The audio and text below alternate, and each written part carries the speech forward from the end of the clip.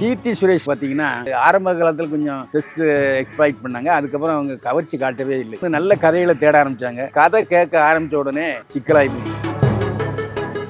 இதிலும் சரி அவங்களே வற்புறுத்துறாங்க. அந்த செக்ஸ் எக்ஸ்ப்ளாய்டேஷன்ங்கிறது கம்பல்சரியா இருக்கு. கல்யாணம் ஆகி குழந்தைகள் இருக்கிற ஜோதியாவே அப்படி கவர்ச்சியா வரும்போது கீர்த்தி சுரேஷ் வரக்கூடாதான். ஏன் கல்யாணம் பண்ணிக்கிறாரு தெரியுமா? அவருக்கு மார்க்கெட் இல்லையே. 2 படம் நடிச்சிட்டு இருக்காரு. அதுவும் ஃபைனான்ஸ் ட்ரபிள் நின்றுட்டு இருக்கு. இன்னும் கல்யாணம் ஆனதுக்கு அப்புறம் யாரு நடிக்க கூடுவா? அக்கா, அண்ணி, அம்மா, சகோதரி அந்த மாதிரி கேரக்டர் நடக்கும்.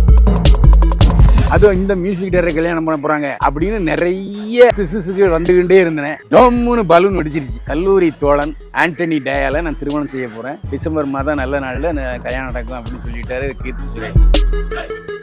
கன்னத்தோடு கண்ணம் அனிருத்தும் கீர்த்தி சுரேஷும் ஒரு 1000 மைலாம் போட்டோ போட்டுருக்காங்க. ஆனால் அனிருத்தன் ஜகஜால கில்லாடி. இனியும் இதை பெருசுபடுத்தக்கூடாதுன்னா அது ஒரு முற்றுப்புள்ளி வச்சு என்னை வாழ வைத்துக் கொண்டிருக்கும் யூடியூப் சேனல் நேயர்களுக்கு நன்றியும் வணக்கமும். கீர்த்தி சுரேஷ் ஃப்ளாஷ்பேக் பார்த்தீங்கன்னா அவங்க அம்மாவும் நடிகை, அவங்க பாட்டியும் நடிகை, குடும்பமே சினிமா குடும்பம். அவங்க அப்பா தயாரிப்பாளர், அதே நேரத்தில் பாஜக பிரமுகரும் கூட. கீர்த்தி சுரேஷ் அவரோட அழைத்து போய் பிரதமர் மோடியை சந்திக்க வைத்தார் அவருடைய அப்பா, அதாவது சுரேஷ். அதுக்கப்புறம் இவர் பாஜகவில் சேரணும் அப்படிங்கிறது அவங்க அப்பாவுக்கு விருப்பமாக இருந்தது. பொண்ணை அப்படியே எம்பி ஆயிடலாம் அப்படிங்கிற சிறப்பு இருந்துச்சு. கீர்த்தி சுரேஷுக்கு அந்த எண்ணம் இல்லாமல் போய்விட்டது. சினிமாவில் நடித்தார். இப்போ ஏன் கல்யாணம் பண்ணிக்கிறாரு தெரியுமா? அவருக்கு மார்க்கெட் இல்லைங்க. 2 படம் நடிச்சிட்டு இருக்காரு. அதுவும் ஃபைனான்ஸு ட்ரபிள் நின்றுக்கிட்டு இருக்கு. அதாவது இன்றைக்கு நட்சத்திர நடிகர் யார்? ரஜினிகாந்த், கமல், அஜித், விஜய், தனுஷ், சிவகார்த்திக், இவங்க யாரும் இப்போது கீர்த்தி சுரேஷை ஒப்பந்தம் பண்ணல. இந்த மாதிரி நட்சத்திர நடிகரோட நடித்தாதான் ஒரு 2 கோடி ரூபாயிலும் சம்பளம் வாங்க முடியும். அதனால் கொஞ்சம். ரெண்டாவது, கீர்த்தி சுரேஷ் ஆரம்ப காலத்தில் கொஞ்சம் செக்ஸ் எக்ஸ்ப்ளாய்ட் பண்ணாங்க. அதுக்கப்புறம் அவங்க கவர்ச்சி காட்டவே இல்லை. நட்சத்திர இயக்குநர்களிடம் சரி, தயாரிப்பாளரும் சரி, இந்த ட்ரெஸ் தான் நான் போடுவேன் அப்படின்னு சொல்லிட்டாங்க. அது காரணம் என்னென்னா, அவங்களுக்கு தேசிய விருது கிடைத்தது. நடிகை சாவித்திரி படத்துடைய வாழ்க்கை வரலாறு அவங்க நினச்சாங்க. தேசிய விருது கிடைச்சது. சாவித்திரி ஒரு நடிப்பாலை முன்னுக்கு ஒரு நல்ல தமிழ் தெலுங்கு நடிகை. அதுக்கப்புறம் அவங்க நல்ல கதைகளை தேட ஆரம்பித்தாங்க. நல்ல கதைகளை தேர்ந்தெடுத்தால் ஆரம்ப காலத்தில் விஜயா சொந்த படம் தயாரித்தாங்க. அவங்களே கதாநாயகியாக நடித்தாங்க, கதையின் நாயகியாக. அதுக்கப்புறம் நயன்தாரா இப்போ கதை நாயகி நடிக்கிறாங்க. இப்போ சாய் பல்லவி நல்ல கதையை கேட்டு தான் நடிக்குது. அதேமாதிரி கீர்த்தி சுரேஷன் கதை கேட்க ஆரம்பித்த உடனே சிக்கலாகி போச்சு. ஆகா, இது ஹீரோ சப்ஜெக்ட்னா கொஞ்சம் நடிக்க மறுதளிச்சாங்க கீர்த்தி சுரேஷ். கல்யாணம் பண்ண போறாங்க அப்படிங்கிற ஒரு சின்ன கிசுகிசுப்பு சமூக வலைதளங்கள் ஃபுல்லாமே வைரலா போயிட்டு இருக்கு சார். உண்மையா சார்? அது உண்மை. அதாவது என்னன்னா, இவரை கல்யாணம் பண்ண போறாங்க, ஐயோ இந்த நடிகரை கல்யாணம் பண்ண போறாங்க, அதுவும் இந்த மியூசிக் டைரக்டர் கல்யாணம் பண்ண போறாங்க அப்படின்னு நிறைய கிசுசுகள் வந்துகிட்டே இருந்தேன். டோம்னு பலூன் வெடிச்சிருச்சு. கூண்டை விட்டு புலி வெளியே வந்துருச்சு. அதாவது நான் எனக்கு கல்லூரி தோழன் ஆண்டனி டயால நான் திருமணம் செய்ய போகிறேன். இது இரு குடும்பத்தாரும் சேர்ந்து எடுத்த முடிவு. டிசம்பர் மாதம் நல்ல நாளில் கல்யாணம் நடக்கும் அப்படின்னு சொல்லிட்டாரு கீர்த்தி சுரேஷ். எப்பவும் ஒரு நடிகை வாய்ப்பு இல்லாமல் போன உடனேயே சூட்டோட கல்யாணம் பண்ணிடுவாங்க, இல்லத்தரசி ஆயிடுவாங்க. ஏன்னா மார்க்கெட்டில் இருக்கும்போதே ரிலீஸ் ஆகி கல்யாணம் பண்ணிட்டா தான் கல்யாணம் ஜோராக நடக்கும். எல்லா நடிகர்களும் வருவாங்க, ஒரு பரபரப்பாக பேசப்படும். இதுதான் அவங்க ஒரு நல்லபடியாக கல்யாணம் பண்ணோம்.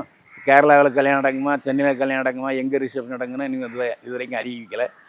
அதாவது கிசு ஒரு பரபரப்பாக ஒரு மாதமாக அடிச்சுக்கிட்டு இருக்கு. ஏன்னா இசையமைப்பாளர் அனிருத்தை திருமணம் செய்ய போகிறாரு கீர்த்தி சுரேஷ்னு ஒரே ஃபோட்டோலாம் போட்டு ஒரே அலம்பல் பண்ணிகிட்டு இருந்தாங்க. அதாவது கன்னத்தோடு கண்ணம் அனிருத்தும் கீர்த்தி சுரேஷும் ஒரு 1000 மைலாம் ஃபோட்டோ போட்டுவிட்டாங்க. ஆனால் அனிருத்தன் ஒரு ஜகஜால கில்லாடி, ஜகஜால பிரதாபன். அவர் எல்லா நடிகையோடையும், நயன்தாரா, அமலா பால், விஜய், அந்த எல்லா நடிகைகளோடையும் தொடர்புள்ளவர். அவர் எல்லாரோடையும் சகஜமாக பழகுவார். அதனால் அது. ரெண்டாவது, அவங்க ஆர்த்தடாக்ஸ் ஃபேமிலி, ஐயங்கார் ஃபேமிலி. அவர் ரஜினிகாந்துடைய மனைவிக்கு நெருங்கிய சொந்தக்காரருடைய மகன். அதாவது ரஜினிகாந்த் மனைவியுடைய அண்ணன் பையன் அவர். அப்படிப்பட்ட சூழ்நிலையில் அவங்க அப்பா ரொம்ப ஸ்ட்ரிக்டான பிராமின் ஃபேமிலி. அதனால் ஒரு தொழிலதிபர். அவங்க சம்மந்தப்பட்டவரை கல்யாணம் பண்ணணும், அந்த தொழில் வீட்டு பெண்ணு திருமணம் எடுக்கணும்னு அவர் முடிவு பண்ணியிருப்பார். அநேகமாக விரைவில் கல்யாணம், ஏன்னா அவருக்கும் 26 வயசு ஆகிப்போச்சு. அதனால் அனிருத்து பற்றி கிசு அதிகமாக வந்துக்கிட்டு இருக்கு. இனியும் இதை வந்து பெருசுபடுத்தக்கூடாதுன்னா அது ஒரு முற்றுப்புள்ளி வச்ச கீர்த்தி சுரேஷ். அந்த மாப்பிள்ளையை பற்றி ஏதாவது தெரிய வந்துச்சா சார்? மாப்பிள்ளை யாரு? அவர் பேர் ஆண்டனி டயால். அவர் வந்து என்னன்னா, கீர்த்தி சுரேஷ் இந்து, அவர் கிறிஸ்டியன். இப்போ யார் மதம் மாற போகிறான்னு தெரியல. என்ன ஆண்டனி தயால் இந்துவை மாற போகிறாரா, இல்லை கீர்த்தி சுரேஷ் கிறிஸ்டினா மாற போகிறாரா, இல்லாட்டி உன் மதத்தில் நீர் நான் என் மதத்தில் இருக்கேன்னு சொல்லிட்டு போகிறாங்களா தெரியல. ஆனால் தன்னுடைய பாலிய நண்பர் அப்படின்னு சொல்கிறாரு. இப்போ சில நடிகைகள்லாம் வந்து பாலிய நண்பர்கள் வச்சுருக்காங்க. அவங்க யார் என்ன லிவிங் டுகெதர் வாழ்க்கை கூட சில நடிகைகள் வாழ்ந்துட்டு இருக்காங்க. ஆனால் இது பற்றி இதுவரைக்கும் பத்திரிகையாளர் கண்ணுக்கு தெரியாமல் தான் இருந்தது. ஏன்னா அந்த ஃப்ரெண்ட்ஸ் சர்க்கிள், அதாவது அவங்க கல்யாணம் பண்ண போகிறாங்க, பாய் ஃப்ரெண்ட் சர்க்கிள் வந்து ரொம்ப ஒரு மறைவிடமாக இருக்கும். அதனால் அதை யாரையும் ஸ்மெல் பண்ண முடியல. இனிமேல் தான் அவர் யார், என்ன தொழில் பண்ணுறாரு, சினிமாக்காரரா இல்லைங்கிறது தெரிய வரும். அது இப்போதைக்கு தெரிய வரல. ஒரே வார்த்தையில் கீர்த்தி சுரேஷ் ஆண்டனி தயாலை மணக்கிறார். டிசம்பர் மாதம் இந்த திருமணம் நடக்கிறது அப்படிங்கிற மெசேஜ் மட்டும்தான் பத்திரிகையாளர் தரப்பட்டது. கீர்த்தி சுரேஷை தொடர்புள்ள நினைக்கும் போது அவர் செல்ஃபோன் எடுக்கலை.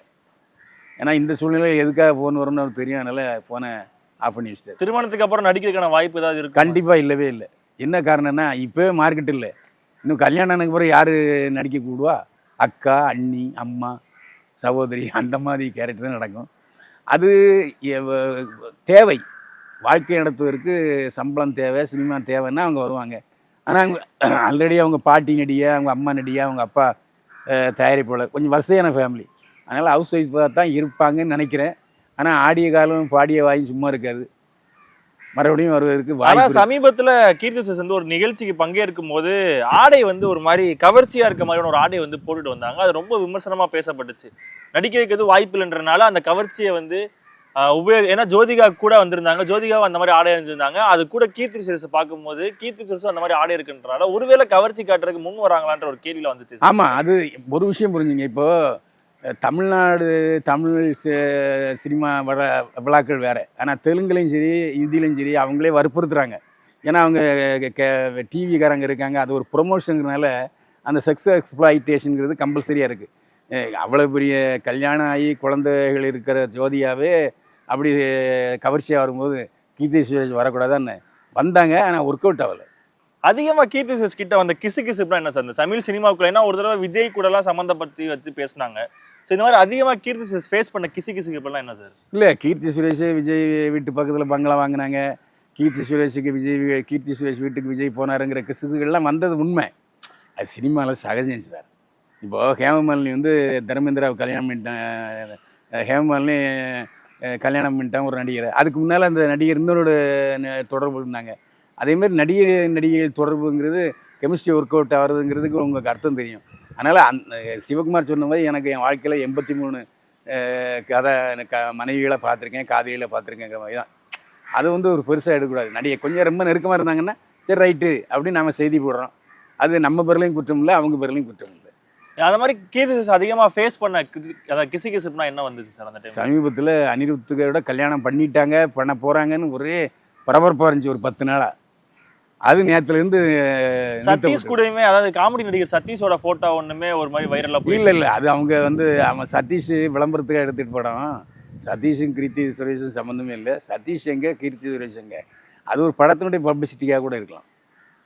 ஓகே சார், நன்றி சார், தேங்க்யூ சார். வாழ்க வளமுடன், மீண்டும் சந்திப்போம்.